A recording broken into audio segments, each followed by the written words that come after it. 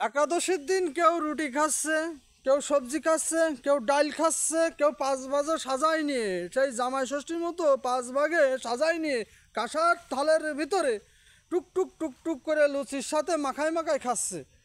তা এদের দেখলেই আমার খুব রাগ হয়।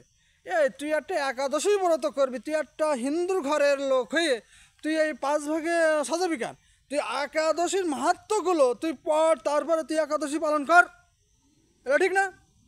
একাদশী মানে হচ্ছে ভোরবেলায় খাবা আর সন্ধ্যাবেলায় খাবা, এই সামথিং। আর যারা রোগার জন্য বাড়ি মুরব্বী তারা কি করবে, ওই 12টা পরে একটু জল ফল এটা সেটা খাবে। তা কিন্তু এই 5 ভাগে আলাদা দেখলেই আমার মেজাজ যায় গরম হয়ে, মনে হয় কি ইকে ধরে মানে ফ্যানিশ করে দিই। কিন্তু না, এটা তো আমার বিবেকে বাঁধবে।